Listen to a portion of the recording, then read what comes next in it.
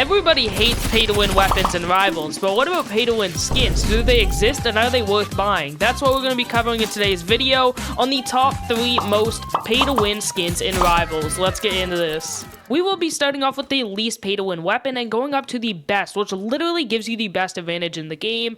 But now let's go into the very first one, the freeze ray. The freeze ray on its own is pretty overpowered and is used a lot with the knife, so you can freeze them backstab right after. But the problem is when you pull out the freeze gun at the start of the match or when you're going to hit an opponent, it makes a loud sound, letting your opponent know that you're using the freeze ray, and they will know how to counter it by staying far away and using long-range guns. But the bubble ray skin changes that. It makes no sound whatsoever whenever you pull it out or when you're about to hit your opponent. They will have no clue whatsoever until they are actually frozen. And not only that, the bubble just looks cooler than the ice cube anyway, but this isn't nearly as OP as the next and especially the last skin.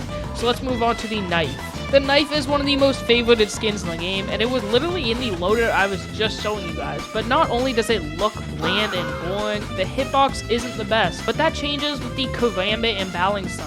When we go through and hit this guy through the wall, with the normal knife, you would see that you need to slide and kind of glitch through the wall, but right here with the balancing, you can just walk up and hit him just like that. Same with the karambit. Actually, I think the karambit is even better, but if I were to go through between the two, I would definitely go with the balancing just personally because the sound is amazing and I love the inspect and the animations.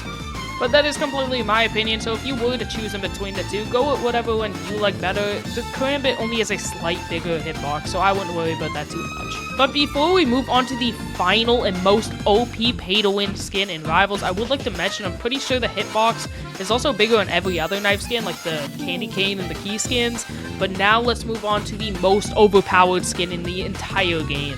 And now, finally, the most overpowered pay-to-win skin in the game, and it's for the medkit. The medkit situation is similar to the freeze ray. As soon as you're popping a full med to get majority of your health back, it instantly makes a clicking then rapping noise. So they track the sound back to you and shoot you to stop the process, and it's easier to get an extra few hits since they caught you off guard.